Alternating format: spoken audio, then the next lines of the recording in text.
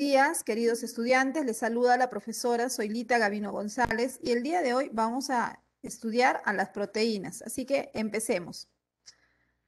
Como vemos, las proteínas son moléculas orgánicas cuaternarias, están formadas por 4 elementos que son CHOM, carbono, hidrógeno, oxígeno y nitrógeno. Recordarás que anteriormente hemos estudiado glúcidos y lípidos. Molecularmente, ¿en qué se diferencian glúcidos y lípidos de las proteínas? Pueden El participar. nitrógeno, Las proteínas son El nitrógeno, maestra. el resto son Muy bien, gracias. Gracias. Efectivamente, ¿no? Es en el nitrógeno. El nitrógeno es el elemento diferencial que van a presentar las proteínas. Y este elemento diferencial que presentan le va a dar ciertas características, ¿no? Son compuestos nitrogenados, van a tener ciertas moléculas también que se eliminan o se desechan. Ahora, lo que sí sabemos nosotros es que las proteínas son macromoléculas, es decir, son moléculas muy grandes, tienen un elevado peso molecular. Estas macromoléculas están formadas por unidades monoméricas o por unidades moleculares más pequeñas.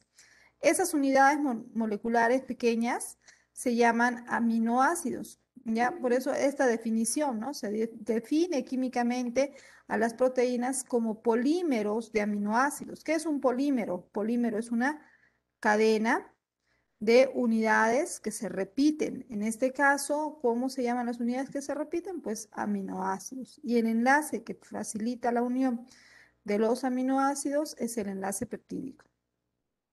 Aquí, en este dibujo, podemos observar a una proteína. Puedes observar, es una larga cadena todo esto es una proteína, una representación de una proteína. Vemos que hay varios círculos, y cada círculo de un color distinto representa a un aminoácido. Entonces, una larga cadena de aminoácidos va a formar a la proteína. Ahora, y tú me dices, ¿y qué es un aminoácido? Pues, a ver, ¿alguno de ustedes sabe qué es un aminoácido? Son monómeros de la proteína, profesora.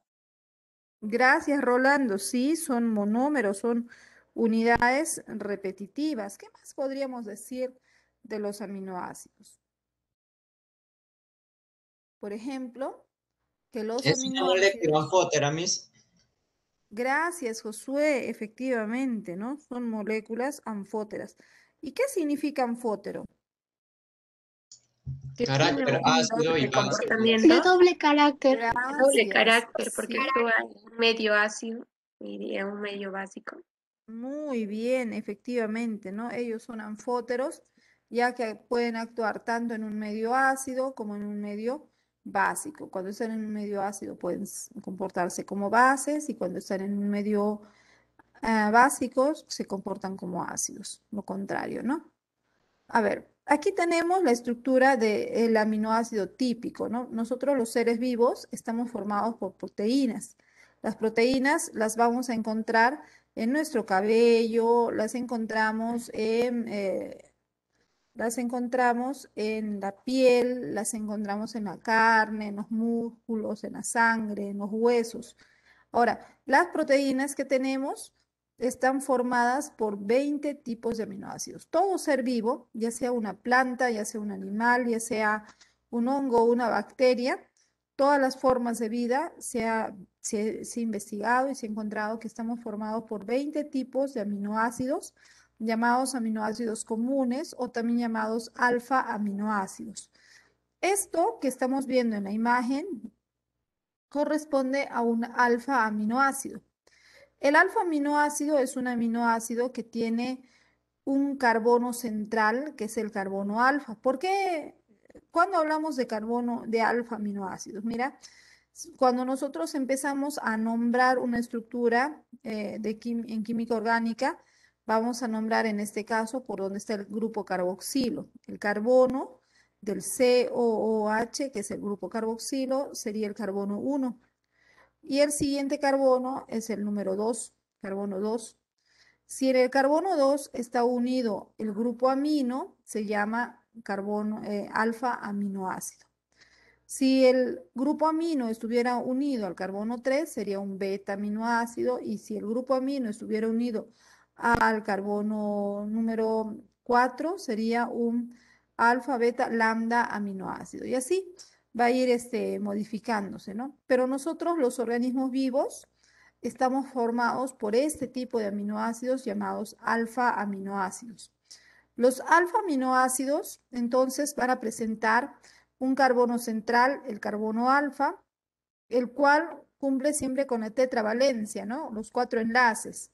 Un enlace hacia arriba unido al hidrógeno, el otro enlace al grupo amino, el otro enlace al COOH, que es el carboxilo, y el último enlace al radical o cadena lateral. Como vemos aquí en el esquema, nos dice que toda la parte superior corresponde a la parte constante. ¿Qué significa? Que es la parte que siempre se va a mantener igual en todos los aminoácidos. Y la R representa la parte variable o la cadena lateral del aminoácido. Vamos a ver a qué se refiere esto más adelante. Aquí tenemos al aminoácido típico, pero tú debes saber que los aminoácidos tienen algunas características. La primera característica, que todos ellos, o bueno, casi todos ellos, son isómeros ópticos. ¿Qué significa? Si tú observas al aminoácido, vas a ver que el carbono alfa está unido a 4 compuestos diferentes. Mira, ¿ve? Por un lado el carboxilo, el hidrógeno por otro lado, el amino por otro lado, el radical por otro lado, entre ellos son diferentes, ninguno se repite. Entonces, cuando son moléculas así diferentes, todas unidas al carbono central, alfa, y tienes un aminoácido y tienes otro aminoácido también que tiene todos sus enlaces diferentes, estos van a ser como isómeros ópticos, es decir, como imágenes especulares o también llamados enantiómeros. Son moléculas que cuando tú los miras de frente, mira así mis manos, miras de frente, te das cuenta lógicamente que son diferentes. Uno es la mano derecha, la otra es la mano izquierda. Pero si las dos moléculas, así como mis manos que están girando, se miran frente a frente, ¿qué encontramos? Que es como que se estuvieran mirando al espejo, se ven como que fueran idénticas. Eso es isomería óptica. Pero ¿qué pasa si yo quiero superponer? Yo quiero poner uno encima del otro. Lo quiero poner y me doy cuenta que no son iguales, ¿cierto? No se pueden superponer, pero sí se pueden mirar, ¿ya? Y cuando se miran, se ven idénticas, pero cuando se quieren superponer, no. A eso se le llama isomería óptica. Y esta isomería óptica se cumple para 19 aminoácidos. Solamente no se cumple para la glicina. ¿Por qué no se cumple para el aminoácido glicina? Porque el aminoácido glicina tiene como radical un hidrógeno. Entonces acá su radical, donde está la letra R, va al hidrógeno.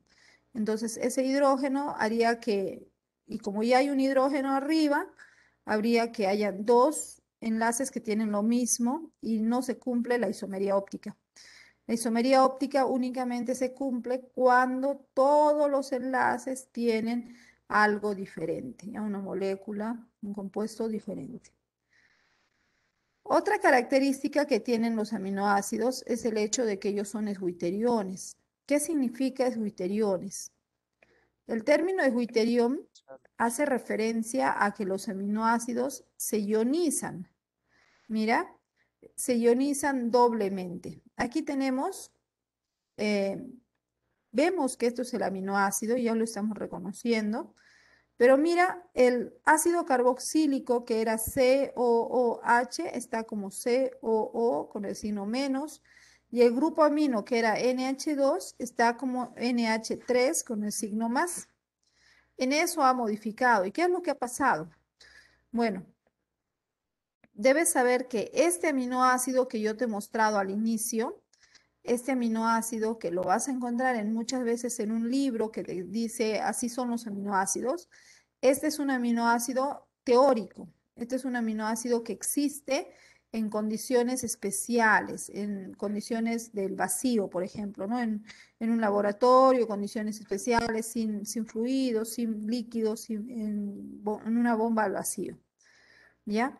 Pero si el aminoácido, que es esta estructura tal como la vemos, la ponemos en un cuerpo, en una célula, en un fluido, donde hay soluciones acuosas, recuerda que la célula, el citoplasma tiene agua, la sangre tiene agua, entonces cuando el aminoácido está en una solución acuosa, ¿qué es lo que le sucede? El aminoácido se ioniza y al ionizarse se ioniza doblemente. ¿Qué significa? Que el grupo carboxilo va a perder, el grupo carboxilo dona, ya que es ácido carboxílico. ¿Qué es lo que hacen los ácidos? Donan protones o donan hidrógenos, va a donar su hidrógeno para ayudar a regular el pH. Entonces queda de esta manera.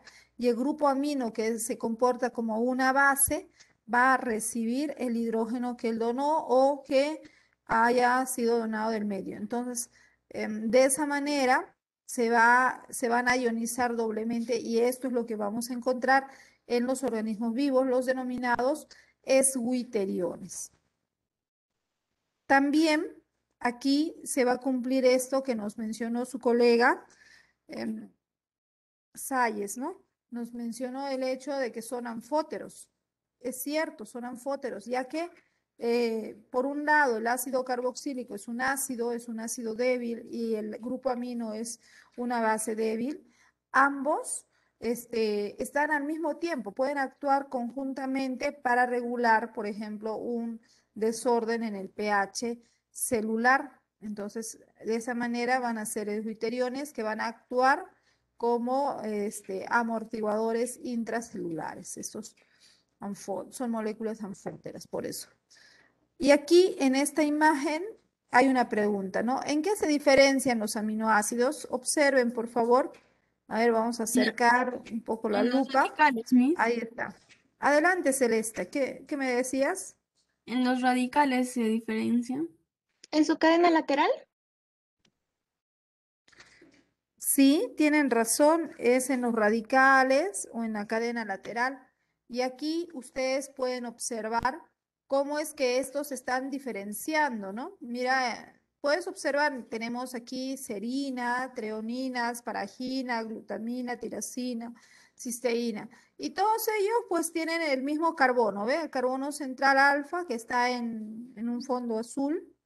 Y luego a un lado está el COO con el signo menos, que es el carboxilo, y al otro lado está el NH3 con el signo más, que es el amino, el hidrógeno arriba, y lo que tenemos en la parte inferior con un fondo amarillento es la cadena radical. Y vemos que no hay dos aminoácidos que sean iguales, ¿no? Cada aminoácido es diferente, ya sea porque la cadena lateral o cadena radical presenta a veces solo dos carbonos o carbono con OH, con oxígeno, con anillo bencénico, este tiene azufre, esta es la glicina, mira, la que les mencionaba hace un momento, tiene hidrógeno en su cadena radical, es el aminoácido más sencillo y que no tiene isomería óptica, y prolina, ¿no? Y acá por aquí arriba también podemos observar metionina, con su azufre intermedio, leucina, isoleucina, alanina, ácido glutámico, ácido aspartico, lisina, histidina, arginina. Entonces, vemos que todos esos aminoácidos pues tienen diferencias bastante notables, bastante sencillas de reconocer, ¿ya? Ahora, la clasificación de los aminoácidos según la necesidad de nuestro organismo. Yo sé que ustedes saben de esto, así que les voy a ceder la palabra.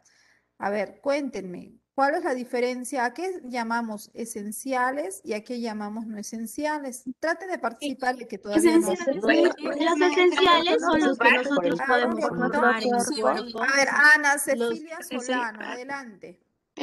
Profesora, los esenciales son los que nosotros no podemos formar y los no esenciales son los que sí podemos formar en nuestro organismo. Gracias, Ana. A ver, también estaba por ahí, Yo, profesora. a ver, quiero ver tu nombre. Laura. Laura, adelante, Laura. Los aminoácidos esenciales son aquellos que nuestro cuerpo no puede sintetizar y los aminoácidos no esenciales son los que nuestro cuerpo sí puede sintetizar. Gracias, Laura. Efectivamente, ¿no? Los aminoácidos esenciales son esos aminoácidos que nuestro cuerpo no puede fabricar, no puede sintetizar, pero si no lo podemos fabricar, sin embargo, nuestro cuerpo los necesita. Y si los necesitamos, pues debemos obtenerlos de nuestros alimentos, debemos ingerirlos en nuestros alimentos. Estos aminoácidos esenciales son 10. Aquí está la lista. Metionina, leucina, histidina, isoleucina, fenilalanina, lisina, arginina, treonina, triptófano y valina. Seguro que sí se lo saben. Y bueno, esta es mi mnemotecnia, es una mnemotecnia que lo creó uno de mis alumnos hace muchos años. La utilizo siempre para recordar los nombres de los aminoácidos esenciales, ¿no? Dice, me le hizo feliz artretriva. Esta mnemotecnia, me le hizo feliz artretriva, tiene las iniciales de los 10 aminoácidos esenciales, ¿no? Y era inicialmente me le hizo feliz atrevida y se arregló para que nos quede de esa manera. Ahí vemos me de metionina, le de leucina, iso, en la palabra iso están los dos aminoácidos, ¿no? Histidina e isoleucina. Fe es de fenilalanina, lis de lisina, ar de arginina, tre de treonina, tri de triptófano y va de valina. Me le hizo feliz artretiva. Ahora, sin embargo, de estos 10 aminoácidos esenciales, ¿qué significa? Que debemos consumirlos en nuestros alimentos, ya que si no los consumimos vamos a tener deficiencia. ¿Y qué es lo que sucede? Pues sucede que los seres vivos tenemos que tener proteínas. Nuestra sangre, nuestros músculos, nuestros huesos están hechos de proteínas y nuestras células necesitan formar esas proteínas para crecer, para reparar tejidos, para muchas cosas, ¿no? Para defendernos de las enfermedades. Entonces, ¿qué pasa? Nuestras células ya producen los aminoácidos no esenciales, sí están produciéndolos, pero a los que no pueden producir es a los esenciales. A estos 10 no los pueden producir. Entonces, una persona debe consumir una dieta, una alimentación que obtenga, que le proporcione estos aminoácidos. Por ejemplo, ¿qué alimentos podríamos consumir que tengan estos 10 aminoácidos esenciales? ¿Tienen idea? Pueden participar. A ver, ¿qué alimento que sea proteína, lógicamente, ¿no? Tienes que consumir proteínas que te proporcionen estos 10 aminoácidos esenciales. Pueden participar, chicos. ¿Qué alimentos podrían ser? Carnes, mis El fermentos. garbanzo, la quinoa, Las verduras. La quinoa. Muy bien, mira, la quinoa que acabas de mencionar. ¿Quién lo dijo? ¿Viviana? Laura. Ah, Lo dije Laura, yo, Laura. Miss. Ya. Miss, el pescado también. El pescado, la quinoa, el pescado. A ver, ¿qué más? Carne, mis El Disculpa, huevo, la leche. Carne y Per- productos lácteos. Perfecto, la carne, muy bien, la los carne. frijoles. Las menestras o los frijoles, muy bien, ya sea garbanzo, alguien había mencionado al inicio, ¿no? Garbanzo, pero no solo el garbanzo, puede ser el payar, puede ser el frijol canario, el frijol caballero, incluso las lentejas, ¿ya? A ver, ¿qué más? El aguacate. El huevo, Miss. Cuando tú me dices aguacate, ¿qué me estás diciendo? A ver, la que dijo aguacate. ¿La ¿Qué es palta? el aguacate? ¿La palta? La palta. A ver, y la palta, que ya la hemos estudiado en otra clase, ¿nos proporciona proteínas o qué tipo de moléculas nos proporciona? Es un lípido que está Lípido, en... claro, lípido. Ajá, está... Y si, es un... lípido, ¿cierto? Y si es lípido, si tiene principalmente lípidos, que tiene ácidos grasos esenciales. Mi pregunta es, ¿la palta nos va a dar aminoácidos esenciales? Estamos en Perú, claro. A ver, ¿qué me están? A ver, un ratito, vamos a leer qué me están escribiendo. Me dice en aguacate, estamos en Perú, claro, es palta, ya, es lo mismo. Ya, pero mi pregunta es esta, ¿la palta nos va a dar aminoácidos esenciales, sí o no? Porque yo he visto que varias de las cosas que me están diciendo está en internet, pero ustedes saben que hay que analizar lo que nos dice el internet. Por ejemplo, ahorita alguien acaba de escribir el pistacho. A ver, ¿quién es este estudiante? Esta es justamente la lista de Tucto, Natalie Tucto. Cuéntame, ¿cómo es ese trigo sarraceno? ¿Dónde compramos el trigo sarraceno? ¿De qué color es? ¿Cómo se come? Natalie, puedes escribir tu respuesta. ¿Dónde se consigue el trigo sarraceno? ¿Qué es el amaranto? ¿Dónde se compra las semillas de cáñamo? ¿Qué sabor tiene el pistacho? Nos han puesto una lista. ¿Mm? Joel me dice frutos secos, pero cuando uno habla de frutos secos, por ejemplo, las pasas son frutos secos. Joel, ¿las pasas nos van a dar aminoácidos esenciales? También las pecanas son frutos secos. ¿Las pecanas nos van a dar aminoácidos esenciales?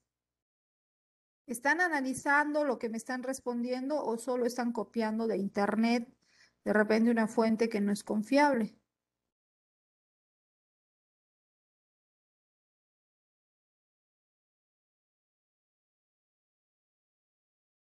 De estos aminoácidos esenciales, queridos estudiantes, dos están en rojo, histidina y arginina. La histidina y la arginina están en rojo en mi dibujo, en mi esquema, debido a que estos son llamados semiesenciales. ¿Por qué?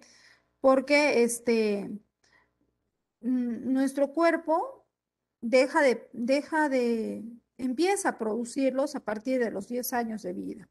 Cuando ya tenemos 10 años, ya podemos producir histidina y arginina, así que histidina y arginina pasan al grupo de los no esenciales. Entonces, después de los 10 años ya no vamos a tener solo 10 no esenciales, sino llegamos a tener 12, ya que histidina y arginina se pasan a este grupo. Pero sí, entonces nos quedamos con 8 que se quedan como esenciales para toda la vida, ¿no? Por lo pronto.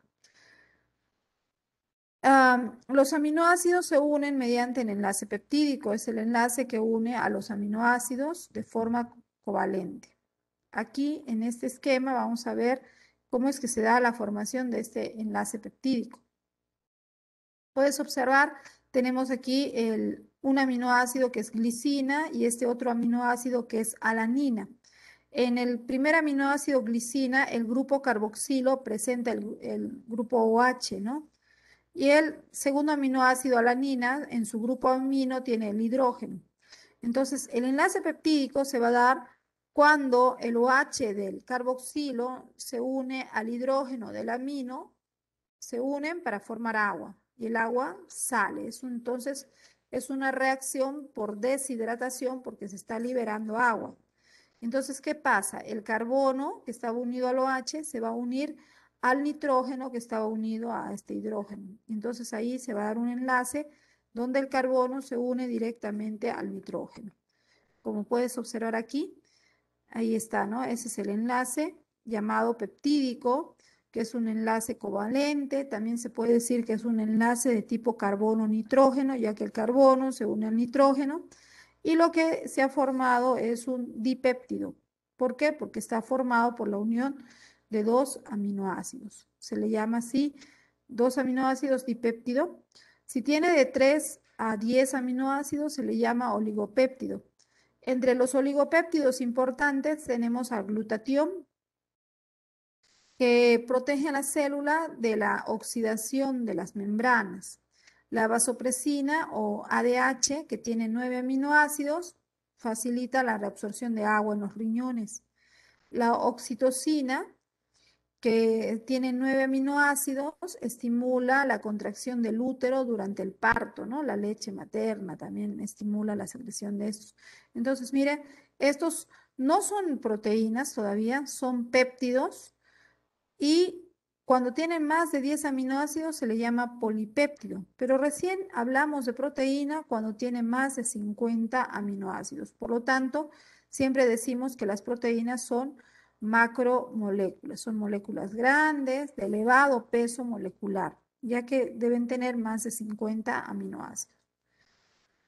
Las proteínas se clasifican tomando en cuenta diferentes criterios. Podemos clasificarlas por su función, por la composición, por su forma y por su estructura. Aquí vamos a ver la clasificación por su estructura. De acuerdo a su estructura, podemos tener proteínas de estructura primaria. ¿Alguno de ustedes desea hablarnos de la estructura primaria de las proteínas? Están formados por la cadena de ADN. Yo, Adelante. Había un joven, varón, escuché una voz. Los aminoácidos son ordenados por el código genético. ¿Ya? Sí, efectivamente. Los aminoácidos que forman la proteína se mantienen, van a tener un orden, ¿no? Ese orden es por el código genético, el que ha determinado el orden. ¿Qué más saben de la estructura primaria de las proteínas? yo mismo, Adelante, hija. que es una secuencia lineal de los aminoácidos en la cadena polipeptídica. Y como dice mi compañero, está determinada genéticamente en números de aminoácidos, el orden de los aminoácidos y el tipo de aminoácidos. También determina la función de la especialidad de las proteínas. Eso. Muy bien, gracias. Efectivamente, ¿no? Como nos dice su colega Laura, las proteínas, cuando recién empiezan a formarse, la primera estructura que forman es la estructura primaria. Esto te puedes imaginar, eso te lo puedes imaginar, por ejemplo, pensando en una casa, ¿no?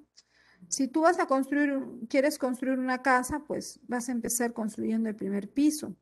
Y algo así es la estructura primaria, es la base para construir las demás estructuras proteicas. Esta estructura primaria es una cadena lineal, una secuencia lineal de aminoácidos. Todos ellos están unidos por el enlace peptídico que hemos visto hace un momento. El orden de los aminoácidos es determinado por nuestros genes. Es una estructura bastante simple, como nos dice Natalie también. Y esta estructura primaria va a ser la base para estructuras superiores. Es decir, por ejemplo, un ejemplo clásico de estructura primaria es la proteína insulina, ¿no? Con sus 51 aminoácidos.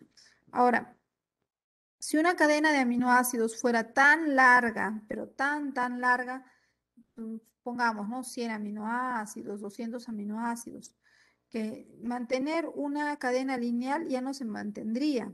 Entonces, ¿qué sucede? Esta cadena sería así muy inestable. Entonces, ¿qué sucede?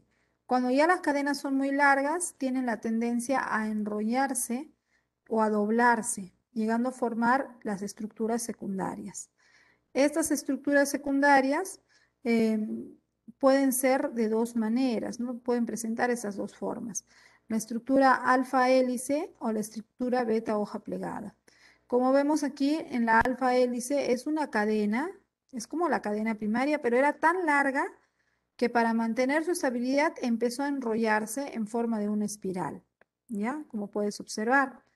Y entonces, al enrollarse como una espiral, los aminoácidos aún se mantenían unidos por enlace peptídico, pero para mantener una estabilidad, ya que ha formado esta estructura espiralada, para que no se desespiralice y espiralice nuevamente, esté ahí, entonces, ¿qué sucede? Aparecen estos enlaces que se llaman puentes de hidrógeno. ¿Ven acá las líneas punteadas? Estos se denominan puentes de hidrógeno. Y estos puentes de hidrógeno son los que le van a dar la estabilidad a la estructura alfa hélice, que es propia, por ejemplo, de la proteína queratina que tenemos en nuestro cabello, ¿ya? También, si la cadena lineal es muy larga, podría doblarse en idas y vueltas, de tal manera que forma esta otra forma, otra estructura que se llama beta hoja plegada. Se llama así porque tiene la forma de un papel doblado, como un acordeón. Esta beta hoja plegada, también los aminoácidos se mantienen unidos por enlace peptídico y aparece un nuevo enlace, ¿no? Que le da estabilidad, que es el puente de hidrógeno, que en este dibujo tú lo ves como las líneas punteadas de color rojo. Entonces, esa es la característica de las estructuras secundarias, ¿no? Se considera que estas vienen a ser el plegamiento de las cadenas polipeptídicas, es decir, si la estructura primaria se pliega, ¿qué es plegarse? Doblarse, se dobla, se enrolla, entonces surge la estructura secundaria y esta estructura para que mantenga la forma que ya tiene, ya sea enrollada o doblada, bueno, necesita estos enlaces que le den esa estabilidad que son los puentes de hidrógeno. Ejemplo, en alfa hélice la queratina, que por tener estructura alfa hélice, la queratina tiene cierto grado de elasticidad, ¿no? Tú agarras un cabello y ciertamente lo puedes un poco estirar. Lo puedes estirar un poquito. Se siente que se puede estirar un poco. Pero si aplicas demasiada fuerza, pues lógicamente se va a romper. ¿Ya? Tiene cierta elasticidad, aunque no es muy resistente. Luego tenemos la beta hoja plegada, ahí podemos encontrar la proteína fibroína. La fibroína la puedes encontrar en la tela producida por el gusano de seda o en la tela de la araña, ¿no? Entonces, en el caso de la tela de la araña, se ha hecho el estudio de una tela de araña especial, que es una araña de campo en Argentina, que fue investigada por un jovencito, y lo mandó la muestra a la NASA y encontraron que un hilo, imagínate, un hilo de la tela de esa araña, fue comparado con un hilo del mismo grosor, pero de acero, hecho de acero, inoxidable, y cuando lo compararon, ¿quién era más fuerte? Pues era la tela de araña. El hilo de tela de araña era más fuerte que el hilo de acero. Entonces, a partir de ese momento, hoy en día se sabe pues que sí, una proteína como la fibroína puede ser muy fuerte, muy resistente y hoy en día ya se sintetiza a nivel de laboratorio, ¿no? Entonces, hay mucho por descubrir de las proteínas. Ahora, a veces las estructuras secundarias se pueden unir varias alfa hélices, se pueden unir alfa hélices con beta hoja plegada y forman las estructuras terciarias. Estas estructuras terciarias forman proteínas globulares, generalmente una forma tridimensional, que van a tener más enlaces, ¿no? Pueden estar formados por puras alfa hélices, varias unidas, pueden ser alfa hélices con betas hoja plegada o pueden ser varias beta hoja plegada. El caso es que acá vamos a ver muchos dobleces, muchos enrollamientos y estos para que se mantengan estables utilizan como enlaces puentes de hidrógeno, puentes de disulfuro, interacción iónica e interacción hidrofóbica, ¿no? Con las fuerzas de Van der Waals. La gran mayoría de las proteínas que tenemos en nuestro cuerpo tienen estructura terciaria. Por ejemplo, la albúmina en la clara de huevo o la albúmina sérica en nuestra sangre, las globinas, las enzimas, los anticuerpos, son proteínas que tienen estructura terciaria. Y a veces estas proteínas de estructura terciaria se asocian con otras de estructura terciaria para formar el último nivel de estructura proteica, ¿no? Que es la estructura cuaternaria. Esta estructura cuaternaria resulta de la unión de las estructuras terciarias.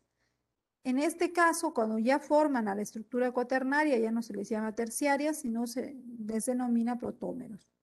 Y se mantienen unidos por todos los enlaces que hemos mencionado anteriormente.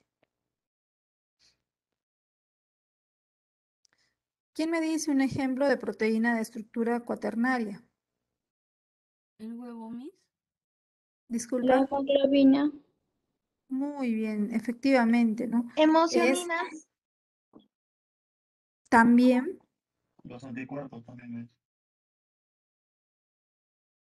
disculpa, Percy, no te escuché. ¿Qué me Los dijiste? anticuerpos. Los Los- anticuerpos. Sí, hay hay algunos anticuerpos que pueden presentar ese tipo de estructura. Muy bien. Bueno, aquí estamos viendo, ¿no? La estructura primaria, como les mencionaba hace un momento, esto es ya con más detalle. A la estructura primaria también se le llama collar de perlas, por esta estructura, ¿no? Esta forma que tiene de una cadena de aminoácidos, de forma lineal. Es importante mencionar, aclarar el tema de que el orden de los aminoácidos es determinado genéticamente. Y ese orden es súper importante, ya que si un solo aminoácido no está en el lugar correcto, puede ocurrir una falla terrible. Por ejemplo, en este dibujo vemos glóbulos rojos normales, que son circulares, son bicóncavos, y estos glóbulos rojos presentan la proteína hemoglobina, ¿ya? La proteína hemoglobina está formada por aminoácidos. Miren la secuencia de sus aminoácidos. Tienes aquí, esta es la secuencia normal de aminoácidos. El aminoácido 4, tirosina, el 5, prolina, el 6, glutamina, el 7, glutamina. Y este orden de los aminoácidos es derivado de los genes, ¿no? En la secuencia del ADN dice que primero debe ir tirosina, bueno, prolina, glutamina, glutamina. Pero si hubiera una mutación en el ADN, algún desorden genético, podría ocasionar que cambie la secuencia y podría presentarse así. Una mutación en el ADN podría ser, mira, el 4 tirosina, el 5 prolina, sigue siendo igual. El 6 era glutamina y el 7 glutamina. ¿Pero qué ha cambiado? El aminoácido 6 es reemplazado la glutamina por valina, ¿ya? Y uno diría, pero si la hemoglobina tiene como 300 aminoácidos, ¿qué será? Pues un aminoácido que esté mal. No pasa nada, uno diría, ¿no? Pero mira lo que pasa cuando se modifica solo un aminoácido. Mira, aquí está, ¿no? Los glóbulos rojos ya no son iguales. Ahora los glóbulos rojos tienen esta forma alargada en forma de uso o también se doblan un tanto y se parecen un poco a la letra C. Estos son glóbulos rojos de una enfermedad llamada anemia falciforme. Y esta anemia falciforme se debe a que la hemoglobina que presentan este tipo de glóbulos rojos está alterada. Y esa alteración se debe a que hay una mutación o un cambio de la base número 6, perdón, el aminoácido número 6, que debería ser glutamina, está reemplazado por valina. Y eso nada más, ese pequeño detalle ocasiona esta mutación. Entonces, por eso hablamos de lo importante que es la estructura primaria. Ustedes dirán, pero la hemoglobina es cuaternaria, cierto, pero para que se forme la cuaternaria, primero ha tenido que existir primaria, luego secundaria, luego terciaria y luego cuaternaria. Entonces, si la primaria está mal, todo lo demás sale mal. ¿Está claro? Esa parte me han entendido, jóvenes. Sí, ¿Sí? Miss. Gracias. Gracias, Nati. Aquí tenemos la estructura secundaria, como ya les decía, se estabiliza, ¿no? Por los enlaces puentes de hidrógeno y esto es lo que les va a dar esa característica de ser elásticos, principalmente, ¿no? Se habla de la queratina. Aquí vemos la beta hoja plegada. A veces en los esquemas no se entiende mucho, pero este esquema me parece más práctico para entender a la beta hoja plegada. Es una cadena, mira, que avanza, se dobla, se dobla, se dobla, de tal manera que luego llega a tener esta forma de acordeón, ¿no? Como una hoja plegada o doblada en forma de acordeón. Por eso es que tiene esa denominación. Y al tener tantos dobleces se hace muy fuerte, muy resistente. Por eso es que proteínas como la fibroína, van a tener este tipo de estructura secundaria. Son muy, muy resistentes. Aquí tenemos la proteína de estructura terciaria que, como les decía, puede estar formada por la unión de diversas estructuras secundarias. Por ejemplo, en este caso, tiene varias alfa hélices, varias alfa hélices que se mantienen unidas. Mira, aquí está el enlace iónico, el enlace de hidrógeno, el enlace disulfuro, la interacción hidrofóbica, que es el Van der Waals. O también puede tener estructuras secundarias de alfa hélice, que lo vemos aquí en esta representación de cintas, que es morado, y beta hoja plegada, que son estas cintas verdes, ¿no? Entonces, también se puede dar ese tipo de presentación de las proteínas, que principalmente las terciarias las vamos a encontrar en las enzimas. Y aquí tenemos la cuaternaria, en este caso tenemos la hemoglobina, que es el principal ejemplo para nuestro organismo, la cual va a presentar dos tipos de globinas, ¿no? La globina alfa y la globina beta, y todas ellas con su grupo hemo. Pero esta también es otra proteína interesante, que también es cuaternaria, es el colágeno. Normalmente cuando uno ve al colágeno, pues sabemos que el colágeno está formado por alfa hélice. Pueden ver ahí las espirales. Pero estas espirales alfa hélice están asociadas de tal manera que forman una proteína que es el colágeno. Y el colágeno es considerado como una proteína de estructura cuaternaria.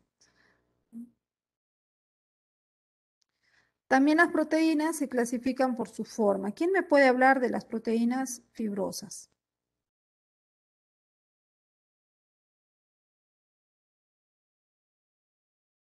Bueno, les Miss, cuento yo que quería, Adelante, Laura.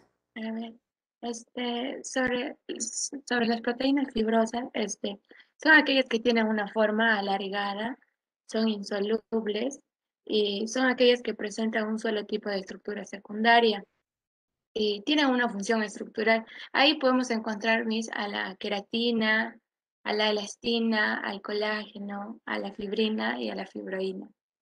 Gracias. Muy bien, Laura, muy bien, Natalie, también que está participando por el chat. Maestra, Efectivamente. Adelante, Xiomara. al igual que manera que el de mi compañera, las proteínas fibrosas tienen forma alargada o fusiforme, también suelen ser insolubles, están formadas por un solo tipo de estructura secundaria, tiene su función estructural. Además, como también dijo, hay 4, entre ellas es la queratina, la fibrina, la elastina y el colágeno. Gracias, Xiomara. Y sí, todo lo que han dicho es muy acertado, ¿no? Son alargadas, ahí vemos el cabello, el típico ejemplo de representación de una proteína fibrosa, y estas suelen ser insolubles en agua, ¿no? Y por otro lado están las proteínas globulares. Su aspecto es globular, es esférico, lo podemos encontrar en la hemoglobina. Suelen tener cierto grado de solubilidad en el agua, tienen cierta afinidad con el agua y pueden tener una estructura tanto terciaria como cuaternaria. Ahí algunos ejemplos de proteínas de estructura de forma globular. Muy bien, María Solís también está participando a través del chat y nos ha dado más, y Wilmer Enoch también está participando a través del chat y nos están aportando con las características de estas proteínas según su forma. También las proteínas se van a clasificar según su composición. Perdón, vamos a un ratito. Según su composición se clasifican en proteínas simples y en proteínas conjugadas.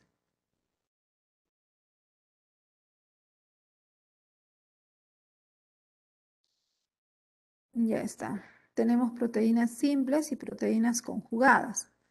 ¿Cuál es la diferencia? A ver, ¿quién me puede hablar de las proteínas simples? Ay, ¿ya maestra puedo? Adelante, Ruth.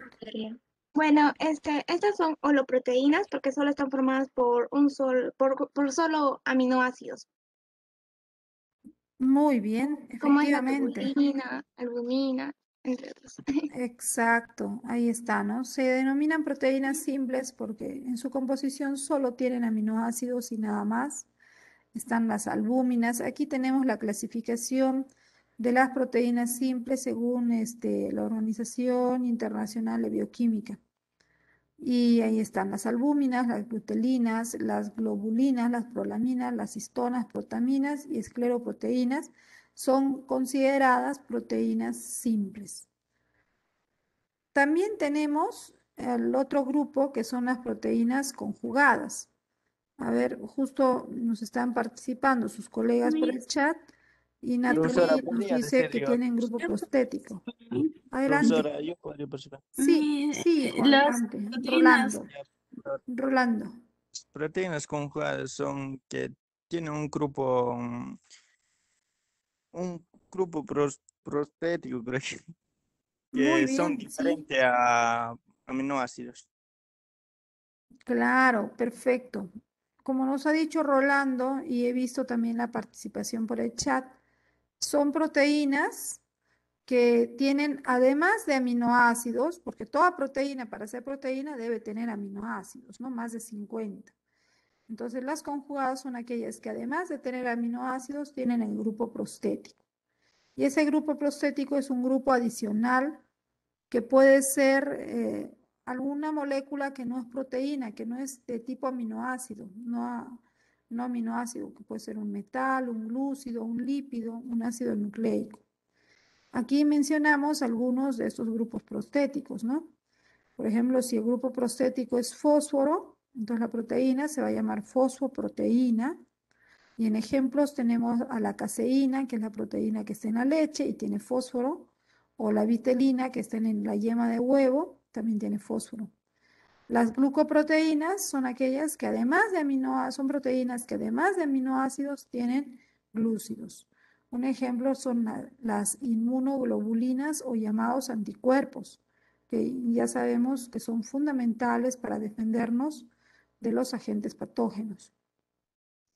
Las cromoproteínas o hemoproteínas tenemos a la hemoglobina, ¿no? Que tiene el grupo hemo, que es el hierro, el metal hierro.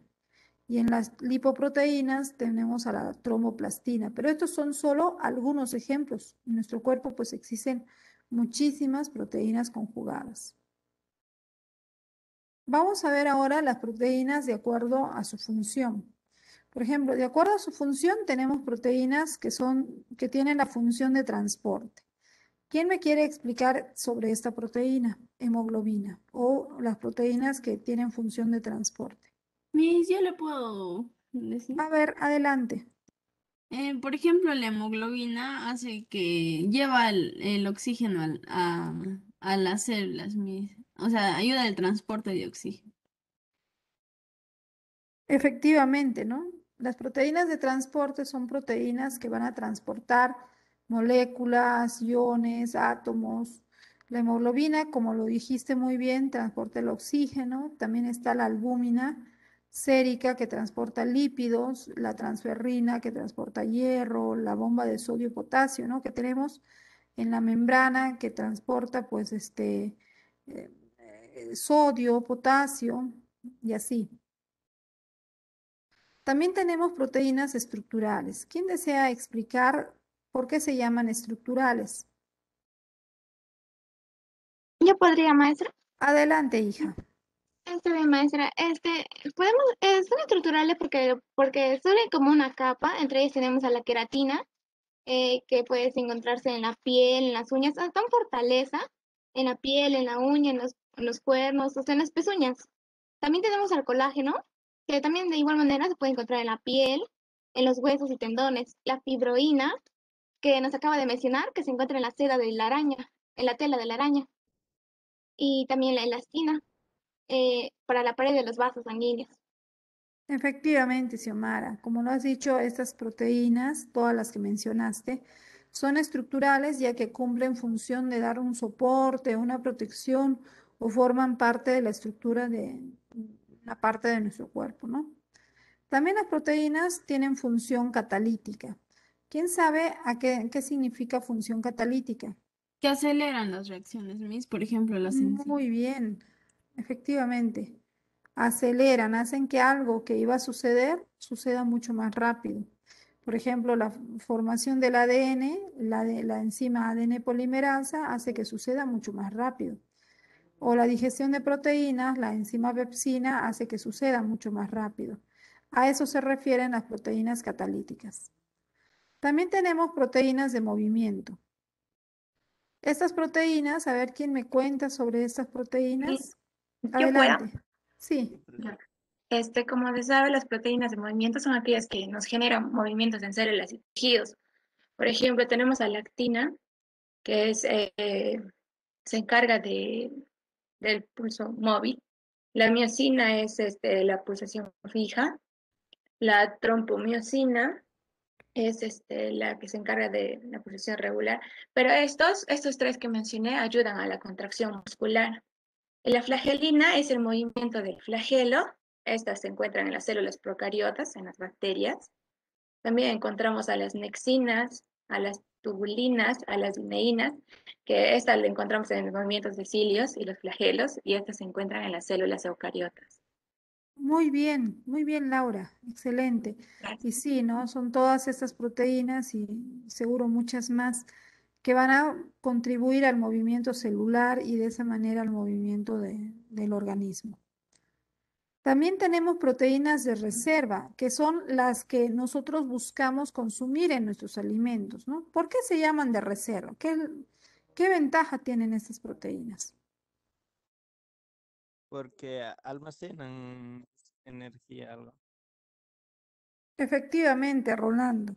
Ellos almacenan energía y más que todo almacenan aminoácidos. Y esos aminoácidos que tienen almacenado son una reserva para poder formar las nuevas proteínas. Por ejemplo, la ovoalbúmina, que es la clara del huevo, contiene una reserva de aminoácidos. Y esa reserva de aminoácidos va a servir para la formación del nuevo ser, ¿no? Del embrión del ave. Tenemos la ovoalbúmina, la caseína, que es la reserva de aminoácidos para los mamíferos. Nosotros por eso el bebito, ¿no? El recién nacido se alimenta de la leche materna. La ferritina, que almacena aminoácidos y además hierro, la gliadina, que también tiene aminoácidos de reserva. El huevo, ¿no? Muy bien. También tenemos proteínas, que además de ser proteínas son hormonas. ¿Se acuerdan que habían lípidos que eran hormonas? Pues también hay proteínas que son hormonas. Recuerda que las hormonas son las que transmiten la información de una célula a otra. Por ejemplo, aquí, ¿no? Tenemos un ejemplo. Si en nuestra sangre tenemos un exceso de glucosa, de repente has ido a un cumpleaños y has comido torta y muchos bocaditos dulces, entonces ese exceso de glucosa va a ser identificado por una proteína que es una hormona a la vez, que es la insulina. Y esa insulina va a dar la señal para que se abran las células y la glucosa que está en exceso en la sangre entre a las células. Y las células, bueno, ahí se almacenará, ahí se convertirá en energía, ya va a tener su proceso. El caso es que en la sangre ya no va a haber un exceso de glucosa, va a haber niveles normales. ¿Quién está regulando? Pues la insulina. Y si en la sangre los niveles fueran muy pocos de glucosa, pues va a haber otra hormona, que El es glucagón. proteína. El glucagón es. Muy bien, el glucagón. Y este glucagón va a decirle a la glucosa que está almacenada en las células que salga y hasta nivelarse la cantidad que debe haber en la sangre de glucosa. Entonces, de esa manera vamos a tener también hormonas que son proteínas, la hormona de crecimiento, la calcitonina, entre otras, porque en realidad tenemos muchas hormonas que son proteínas. También tenemos proteínas receptoras, son aquellas que reciben ciertas señales químicas y dan una respuesta, ¿no? Por ejemplo, las señales químicas para la detección de la luz, para las terminaciones nerviosas, para aumentar la velocidad de los latidos cardíacos, son a través de proteínas receptoras. Y también lo que hoy en día más se habla, creo que todos hablan de ese tema siempre, es de las proteínas defensivas. ¿Quién me puede contar sobre esas proteínas? Ellas se encargan de proteger el cuerpo, Miss. y nos Efectivamente, protegen de Natalie. las enfermedades, las bacterias. Pues ¿De sí, qué grado en mis? adelante, sí. También pueden proteger a la mucosa, maestra. Como protectora. Sí, son protectoras, efectivamente. Ellas nos protegen de diferentes maneras, ¿no? Dependiendo del tipo de proteína del que estemos hablando. Por ejemplo, aquí tenemos las proteínas defensivas, pueden ser las inmunoglobulinas o anticuerpos, que van a atacar a los cuerpos extraños, que es lo que nosotros ahorita estamos buscando generar anticuerpos contra el SARS-CoV-2, contra el coronavirus. Y hoy en día pues sabemos que ya hay varias variantes de este coronavirus, hay 6, 7 variantes, ¿no? Varias al menos 3 de esas variantes extranjeras ya están en Perú y más la variante peruana, ¿no? Que también tiene sus subvariantes. Entonces, ¿qué es lo que se busca? Pues generar en nuestro organismo la producción de anticuerpos para estos antígenos, ¿no? Estos virus, estas nuevas variantes de los virus. ¿Por qué es importante? Porque cuando se generan los anticuerpos, nuestro organismo tiene una memoria inmunológica y puede recordar al agente patógeno y está protegido. El detalle es que cada vez que el virus cambia, hay que generar un nuevo anticuerpo y eso pues toma bastante tiempo y mucho esfuerzo a nuestro organismo. ¿Ya? Es fundamental, por ese motivo, la vacuna es una forma de hacer que nuestras células generen anticuerpos. El interferón evita la replicación viral. Si una célula es atacada por un virus, la célula que está muriendo libera proteínas llamadas interferón que avisan a las células vecinas que está el virus ahí y que se protejan. Entonces las demás vecinas ya no son atacadas. No pueden ser atacadas, tienen mecanismos de protección a partir del interferón. El detalle es que para tener interferón, primero hay que ser infectado por virus. Y en el caso del COVID, pues es un virus tan agresivo que ataca tan rápido que no le da tiempo a las células vecinas de protegerse.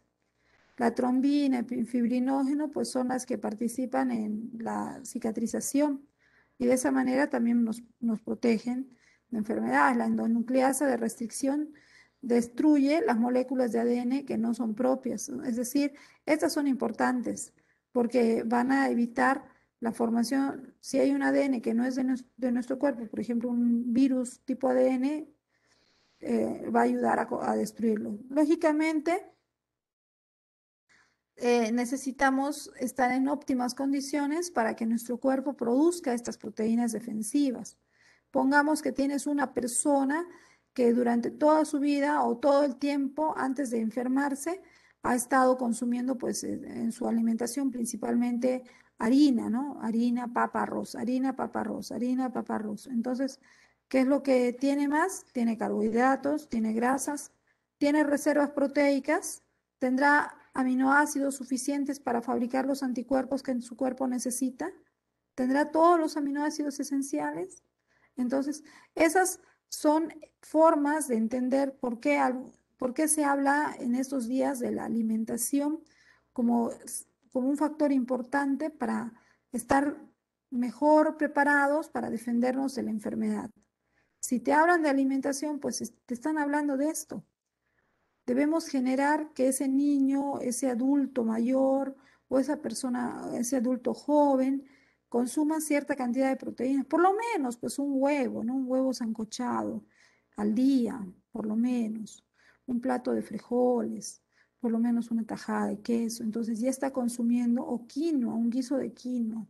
Entonces, de día a día, un día el huevo, otro día el queso, otro día la carne, otro día pues está poniéndole frijoles, otro día un guiso de quinoa, está variando y está dándole a su organismo la oportunidad de tener los mecanismos de defensa en caso de que se contagiara y pueda defenderse rápidamente y recuperarse rápidamente.